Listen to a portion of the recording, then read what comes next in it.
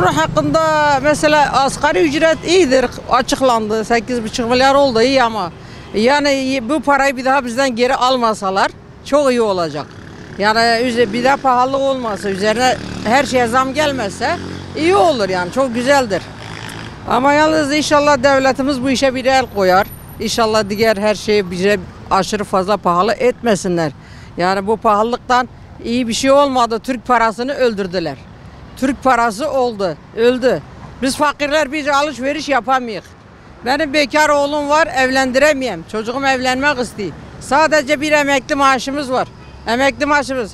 Elektrik parası dolu dolu geliyor. Su parası dolu dolu geliyor. Doğal gazlar pahalı. Biz yani ne yapalım, nasıl geçinelim? Bu fakir fukara nasıl geçinsin? İnşallah yakında devletimiz bir yardımcı olur, bu pahalılığa biraz bir indirim getirirler. Her şeye bir indirim getirsinler de bizler de bir rahatlayalım. Fakir fukara bu durumda, şimdi herkes çok zor durumda. İsterse asgari ücreti 20.000 yapsınlar. Kaşıkla verip kepçeyle aldıktan dolayı yani değişen bir şey olmayacak. Açlık sınırı ve yoksulluk sınırı 20.000 diyorlar. 8.500 diyorlar.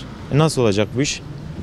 Yani o yüzden yeterli değil. 20.000'de yapsalar bunu yine insanlar etmeyecek. Tabii bu kesimden şikayetçi olan insanlar da var. %40 zam gelecek yılbaşından sonra. Asgari ücret 20.000'de olsa dediğim gibi kaşıkla verip kepçeyle aldıktan sonra isterse 50.000 lira versinler. Yine değişen bir şey olmaz.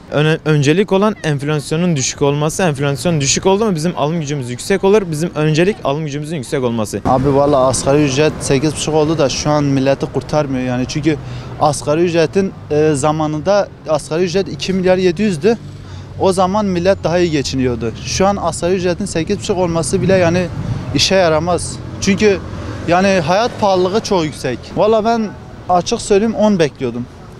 Yani ondan aşağı beklemiyorum çünkü hayat çok pahalı. Şu an yani bu şartlara göre daha iyi, yani ne olacak yani.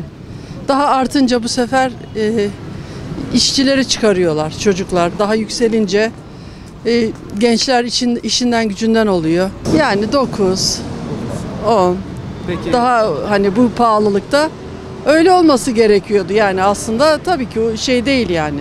Tabii aşağı çekmeli zamları, hayat çok pahalı. Nasıl gerçekten. Fahiş fiyatların yine yükselmemesi. Elbette ki geriye dönük olarak 2012'deki asgari ücretin gelir olarak şu anki durumdan daha iyiydi. Yeterli değildir. Şu an Türkiye ülke olarak fırsatçılar ülkesi olmuşuz. Serbest bir piyasa olmuş. Öncelikle isim soyisim. Bilal Şimşek. Bilal Şimşek. Evet. Bilal Bey, asgari ücret 8.500 lira olarak açıklandı. Evet.